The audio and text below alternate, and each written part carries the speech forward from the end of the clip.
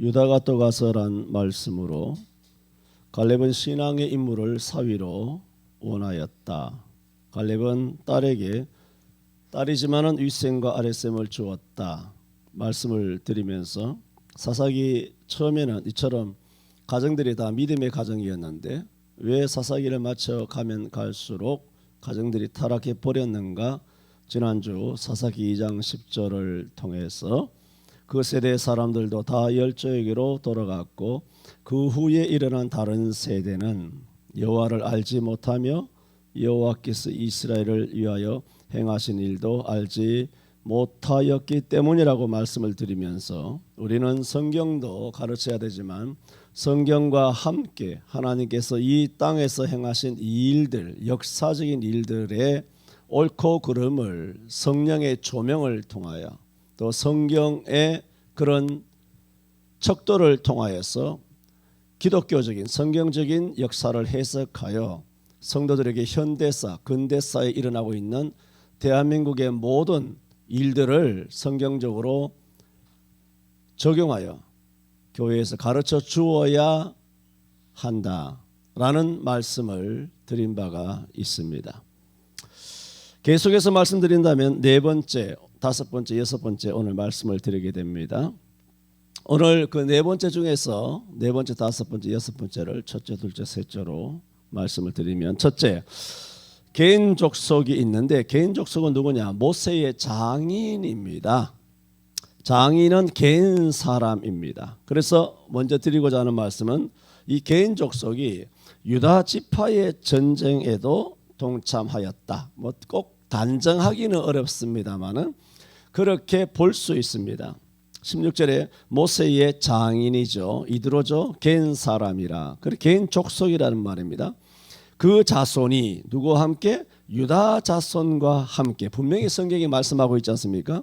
그런데 유다 자손과 함께 개인 족속이 함께 전쟁을 하였다. 그러나 유다와 연합군이 되었다는 거거든요. 개인 족속은 말하자면 이방 민족이죠. 이민족이죠.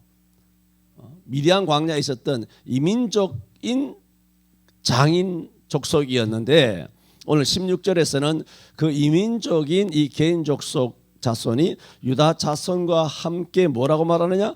종려나무 성읍에 올라갔다. 그렇게 말합니다. 종려나무 성읍은 여리고 성의 별명이죠.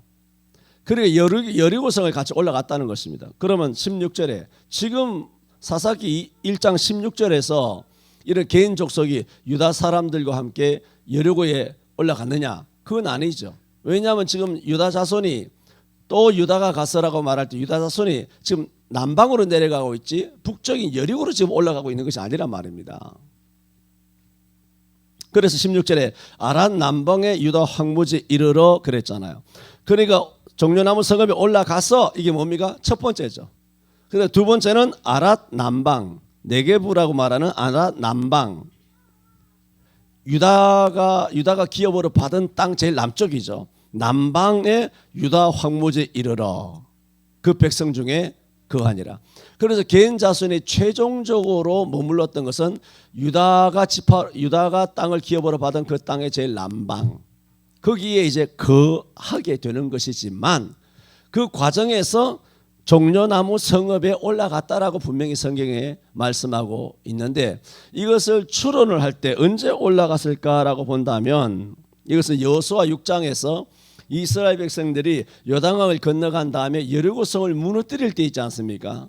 약 지금부터 정확한 역사는 우리가 헤아릴 수 없지만 대충 약 한 20년 전 여리고 이스라엘 백성이 요단강을 건너서 여리고를 무너뜨릴 때 그들이 하루에 한 바퀴씩 돌고 주일날은 이래 되는 날 7바퀴 돌아서 성이 안으로 무너지고 그래 구원을 누구예요? 구원을 받지 않습니까? 라합이 구원을 받지 않습니까? 그때 이 개인 족속이 이스라엘과 함께라고 했지만은 오늘 본문에서 유다죠. 유다와 함께 여리고를 치러 올라갈 때 함께 연합군을 형성하여 올라갔을 것이다 라고 일단은 추측을 할 수 있습니다. 그리고 유다와 시므온의 연합군이 남방에 이르러 남방 지역을 정복할 때도 남방에 거하고 있던 개인 족속이 함께 했으리라 미루어 짐작할 수가 있습니다. 그래서 17절에 유다가 그 형제 시므온과 뭐라고 말합니까? 함께 가서 스바스에 거한 가나안 사람을 쳐서 그곳을 진멸하였으므로 그 성읍을 이름을 호르마라 하니라 하여 유다와 시므온 연합군이 남쪽으로 내려가서 칠 때 이미 개인 족속은 남방에 거하여 있었지 않습니까? 그러므로 이 개인 족속도 유다와 시므온과 함께 남방을 칠 때 협조하였다라고 미루어 짐작할 수가 있습니다. 이것은 성경적으로 단언할 수는 없습니다. 단언할 수 없지만 우리가 이렇게 성경 안에서 뭐 상상의 나래를 펴서 16절과 17절을 이런 정도로 이해할 수 있다라는 쯤으로 제가 말씀을 드립니다. 다음 오늘 두 번째. 그런데 19절에 보면은 이제 유다가 산지 거민들을 내어 쫓지 않습니까? 그런데 골짜기의 거민들은 철병거가 있으므로 그들을 쫓아내지 못하였다. 그래서 오늘 두 번째 말씀을 드리고자 하는 것은 철병거를 쫓아내지 못한 유다입니다. 그런데 이거는 참 굉장히는 아니지만 참으로 이해하기 어려운 것은 19절에 보면 유다는 굉장히 적극적이지 않습니까? 항상 여호수아에서 보더라도 갈렙도 그렇고 유다도 그렇고 가장 먼저 가서 그들이 개척하고 정복하였던 그런 적극적인 하나님 말씀에 적극적인 그런 존재였고 또 19절에는 여호와께서 유다와 함께 하신 고로 분명히 하나님께서 유다와 함께 하셨다라고 말하고 있지 않습니까? 그래서 산지의 거민을 쫓아내었다고 말했죠. 그런데 산지의 거민은 쫓아내었지만 골짜기의 거민들은 쫓아내지 못했다는 겁니다. 그 이유가 뭡니까? 단지 철병거가 있기 때문에 쫓아내지 못했다는 말은 19절만 보더라도 지금까지 유다가 해온 그 모든 그들의 그들의 어떤 십자가 군백의 용맹성과 믿음에 비추어서도 이거 납득하기 어렵고 19절만 보더라도 여호와께서 유다와 함께 주셨는데 어떻게 산지는 쫓아냈는데 골짜기는 철병거가 있다가 쫓아내지 못하였느냐? 이게 앞뒤 문맥이 맞지는 않습니다. 그래서 저는 오늘 철병거를 쫓아내지 못한 유다라는 말씀으로 말씀을 드리고자 하는 것은 그러면 골짜기에 거민들이 철병거가 있으므로 그들을 쫓아내지 못하였다면 문맥상 좀 문제가 생기는 것이 여호와께서 유다와 함께 하셨다라고 해놓고 철병거가 있어서 쫓아내지 못했다는 것은 여호와의 능력이라는 것은 딱 요까지다. 철병거가 없는 만만한 산지에 거하는 사람들 쫓아낼 정도고 철병거가 있는 그런 골짜기에 평지에 있는 사람들은 쫓아내지 못하는 하나님의 능력은 딱 요까지다. 이 말이 안 되지 않습니까? 그러므로 단 한 가지 추론은 유다가 정말 철병거를 두려워해서 골짜기 사람들을 쫓아내지 못했을까? 이런 우리는 상상을 할 수가 있습니다. 이것도 저는 단언하지는 않습니다. 단언하지 않고 이 본문을 이렇게도 이해할 수 있겠다 쯤으로 제가 오늘 말씀을 드립니다. 그러므로 이들은 정말 철병거 유다 지파의 스타일로 봤을 때는 이런 걸 겁낼 사람들이 아니거든요. 또 하나님도 함께 하셨잖아요. 그런데 하나님의 능력은 한도 끝도 없으신 전능하신 하나님인데 철병거가 있다고 쫓아내지 못해?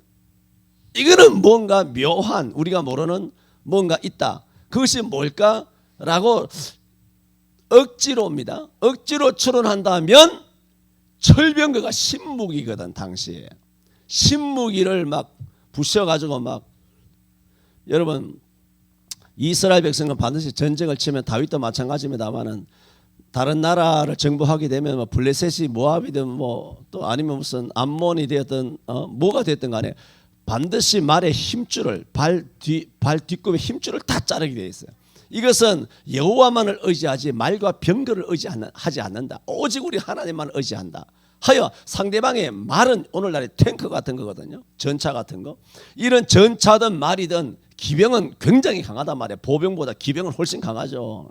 그래서 기병이 움직이면은 아주 이 보병들은 전멸이 되는 겁니다. 탱크, 이 전차 부대 앞에 보병들이 어떻게 뭐 요즘 좋은 로켓도 있고 합니다만 어떻게 감당을 할 수 있습니까? 그래서 이것을 얼마든지 탐낼 수 있기 때문에 상대방의 그런 무기들을 불사르거나 발에 힘줄을 끊지 아니하고 전차도 노에 캐오고 포에 캐오는 그런 고대 전투입니다만은 그래서 이것은 당시에 굉장한 신무기죠. 철병거가 있으니까. 그래서 유다에게는 없잖아요. 유다에게는 없는 이 철병거를 다 불태워서 이렇게 하기보다는 그냥 이들을 대충 정복한 다음에 이 철병거를 그냥 어떻게 우리가 이렇게 접수해 버리는 그런 식으로 철병거의 신무기 매력의 유혹에 살짝 흔들리지 않았을까? 이 억지 해석입니다. 단언하는 거 아닙니다. 억지 해석은 억지 해석이라 말하잖아요. 내가 억지 해석이라고 말하는 것은 단언할 수 없다는 겁니다. 나만 아니라 누구도 그냥 이렇게 이 본문을 한번 이해할 수 있다라고 말씀을 드리는 겁니다. 그런데 지금 억지 해석이라고 그랬죠? 50도 50이잖아요. 이럴 수도 있고 저럴 수도 있는데 만에 하나 정말 유다가 골짜기에 있는 철병거라고 하는 신무기의 매력의 유혹에 빠져서 적당하게 전쟁해가지고 골짜기에 있는 사람 구슬려가지고 병거가 100대면 자 우리 50대 주고 네 50대 하고 뭐 이렇게 뭐 상대방의 어떤 좋은 물건들에 대한 탐내는 그런 심정으로 골짜기에 있는 사람을 내쫓아내지 않았다면 가정입니다. 오늘 본문의 해석이 그렇게만 될 수 있다면 그런데 이렇게 해석을 해도 은혜는 되죠. 은혜 되지 않습니까? 은혜 되기 때문에 맞다는 말은 아니에요. 정말 이렇게 했다라면 이 말씀은 오늘날 세상 향락 문화에 취해서 세상의 화려함에 빠져서 적당하게 타협하며 양다리를 걸치며 살아가는 오늘 한국 기독교인들을 책망하는 데 경종을 울리는 말씀이 된다는 것입니다. 이 말씀을 이런 식으로 단언하여 해석할 수는 없지만 이렇게 살아가는 그리스도인들이 교회에 많지 않습니까? 목사장도 할 것 없습니다. 내가 오전에 말씀을 드리다가 잠깐 이게 다른 데로 돌아갔습니다만 그래서 제가 대구에 내려가서 그 목사님들을 만났어요. 내가 뭐라고 말하지도 않는데 그 목사님들이 쭉 뭐 지난 2년 6개월 뭐 어떻고 저떻고 쭉 말씀을 하시는 끝에 아침에 내가 말씀 못 들었는데 그 목사님 중에 한편 내 옆에 앉아 계시는 목사님이 뭐라 그러냐 하면 내가 한 말을 그대로 하는 거예요. 뭐라 그러는지 아십니까? 이 모든 것은 목사들 때문이다 그러는 거예요. 백신 맞고 나라가 엉망진창되고 문 닫고 현장 예배 안 하고 영상 예배 틀어놓고 영상이라고 하는 그런 우상 앞에 엎드려가지고 절하면서 그렇게 비대면 예배를 한 것은 전부 다 목사들의 책임이다. 그 목사님 그렇게 말하는 거예요. 그래서 내가 맞다 그랬다 내가. 맞습니다 그랬다 내가. 그래서 2020년 8월에 서울에 7,800개 8,000개 교회 중에 0.4% 48에 32 32개 교회만 현장 예배했습니다. 그건 정부의 통계입니다. 내 통계가 아니고 2020년 설교 한번 찾아봐. 2020년 8월 달에 설교 그거 다 있잖아. 이제는 뭐 빼박이에요. 뭐 다 딱 있으니까 내가 없는 말 합니까? 찾아봐요. 4% 0.4% 32개 7,800개 교회 중에 32개만 현장 예배 7,800개는 작은 교회, 큰 교회, 지하교회, 개척교회 싹 합해서 7,800입니다. 우리 교회 빠진 게 아니에요. 그 중에 0.4%에 32개. 그래서 내가 목사님들 앉아 계시기에 우리 교회가 그래 예배했다 그랬다 내가. 우리 교회가 예배했습니다 그랬습니다 내가. 좀 자랑질 하려고. 할렐루야.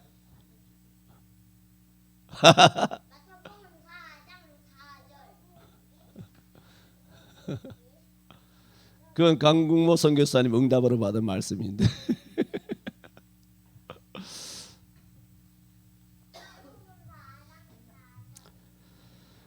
말씀대로 철저히입니다.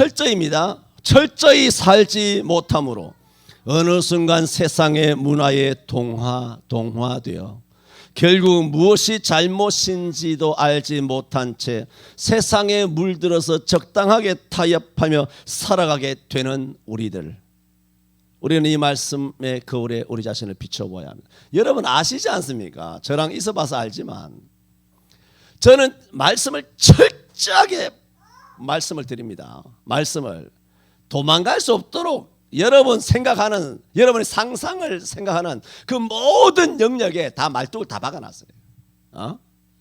내가 박는 게 아니라 말씀으로.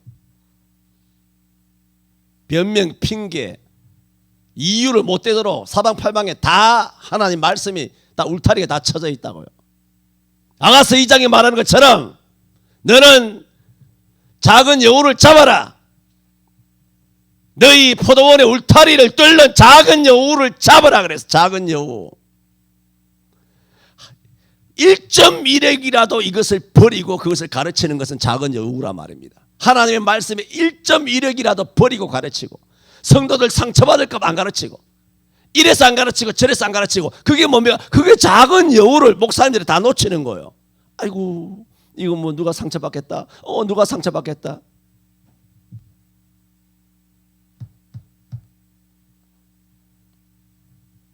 요한일서 2장 15절에 이 세상이나 이 세상에 있는 것들을 사랑하지 말라. 누구든지 이 세상을 사랑하면 하나님의 사랑이 그 속에 있지 아니하니라 그랬어요. 두 번째 드린 말씀입니다. 철병거를 쫓아내지 못한 유다 말씀드렸죠. 마지막 세 번째로 그런데 베냐민도 여부서 사람을 쫓아내지 못했다고 21절에 나옵니다. 베냐민 자손은 예루살렘에 거한 여부서 사람을 쫓아내지 못하였으므로 했습니다. 이거는 좀 자신 있게 말할 수 있습니다. 유다가 안 쫓아냈기 때문에 베냐민도 안 쫓아냈느냐? 이게 무슨 본이 되어서 누가 닮음이 되었느냐? 그것도 단정적으로 말할 수는 없지만 문제는 뭐냐면은 예루살렘 있죠. 예루살렘을 완전히 정복한 것은 다윗 시대라 말했습니다. 하지만 1장 7절에 제일 마지막 절에 보면 무리가 그를 끌고 그래 유다가 올라간 거 아닙니까? 끌고 아도니 베색을 이제 죽인 거 아닙니까? 예루살렘에 이르렀더니 그가 거기서 죽었더라. 그러니까 유다가 1장에서 보면 일단은 올라가서 예루살렘을 완전히 정복을 하지 못하였지만 예루살렘을 다 차지한 거예요. 완전히 정복이라는 의미를 알죠? 이스라엘 백성 가나안을 다 차지했지만 완전히 정복을 못했잖아요. 그리고 이 유다도 예루살렘에 올라가서 예루살렘을 다 차지는 했는데 완전히 정복 그건 다 쫓아내야 되거든요. 완전히 정복을 못하고 아도니 베색이 죽고 또 몇몇이 죽고 뭐 이렇게 된 상황이에요. 그런데 결국은 어쨌든 예루살렘은 누가 이렇게 차지한 것입니까? 유다가 차지했죠. 그런데 유다가 차지했지만 실제로 여호수아서에서 여호수아에 의해서 12지파가 땅을 기업으로 받을 때 예루살렘 지경은 누구의 기업이었냐 하면은 베냐민이에요.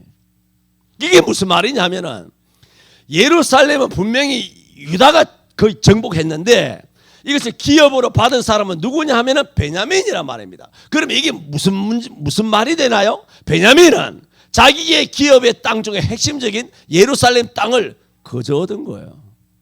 이해갑니까? 그렇잖아요.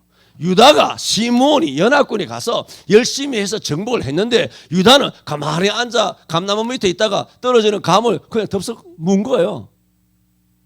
그래서 21절은 우리는 이렇게 해석할 수 있습니다. 베냐민 자손은 예루살렘에 거한 여부서 사람을 쫓아내지 못하였으므로 왜 베냐민 지파가 이렇게 무력했느냐? 왜 이래 무능한 모습을 보이느냐 하면 자기들의 땀과 수고로 얻은 땅이 아니었다는 겁니다. 그렇죠?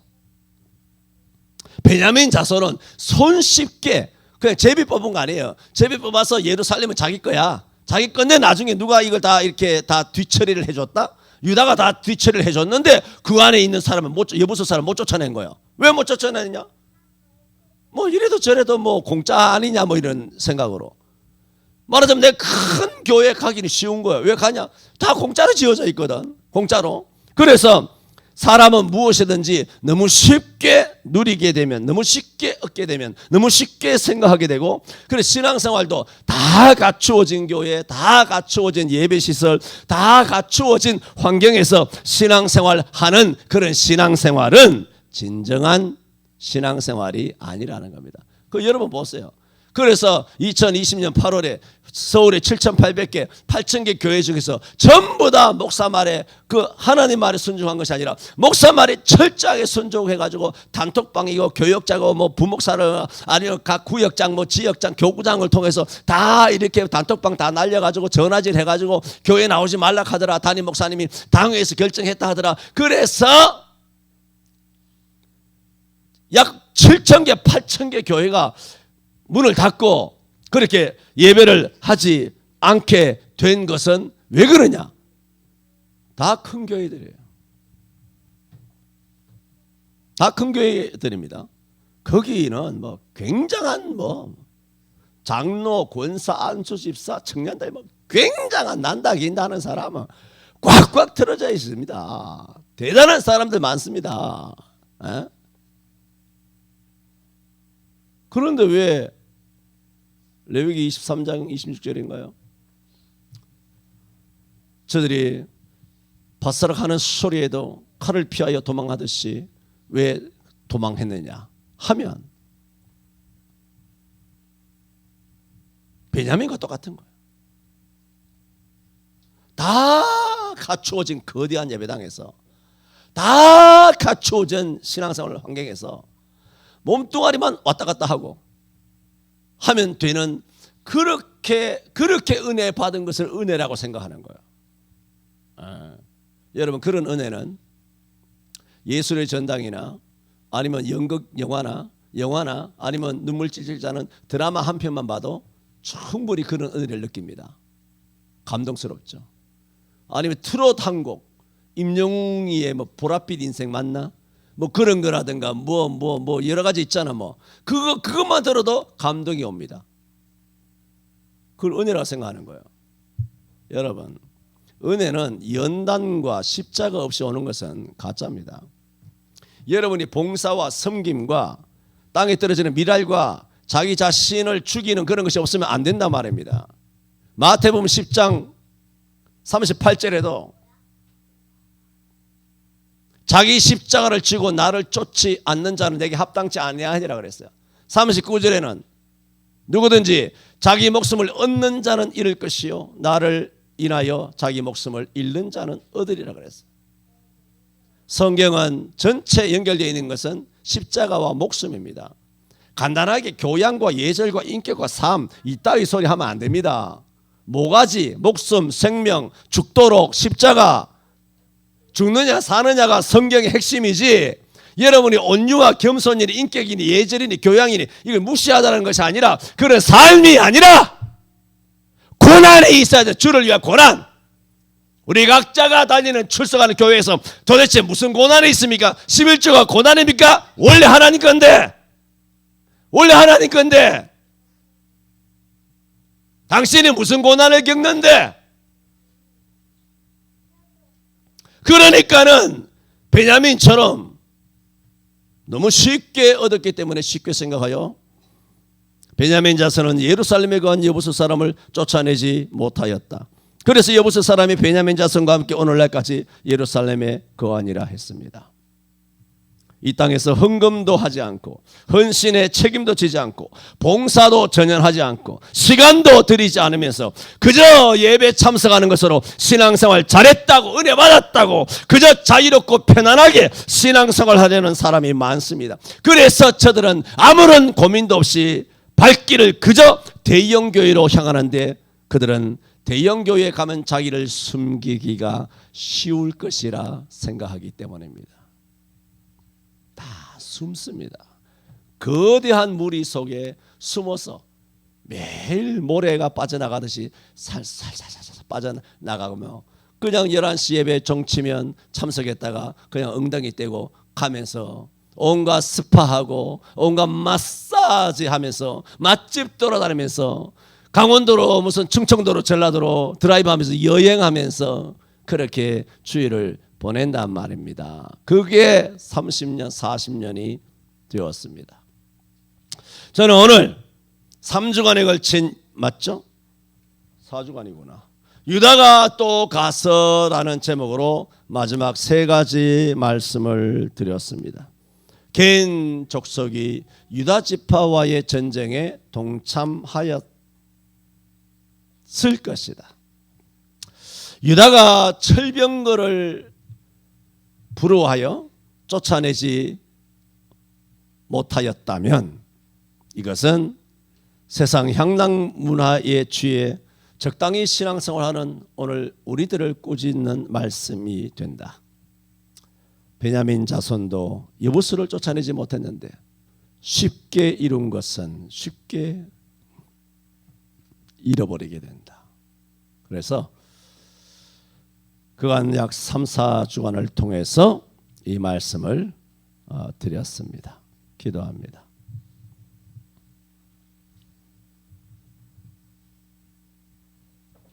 나의 가는 길을 오직 그가 아시나니 그가 나를 단련하신 이후에는 내가 정금같이 나으리라. 성경과 성령께서는 항상 우리들에게 아무든지 나를 따르려거든 자기를 부인하고 자기 십자가를 지고 나를 쫓을 것이니라 하였습니다. 자기 십자가를 지고 나를 쫓지 아니하는 자는 나의 제자가 아니라고 말씀하셨습니다. 주님, 우리는 십자가 있는 신앙생활 되기를 원합니다. 주님을 위하여 십자가를 지기까지 충성을 다할 수 있는 유다 같은 지파가 되게 하여 주시옵소서. 예수님 이름으로 기도하옵나이다. 아멘.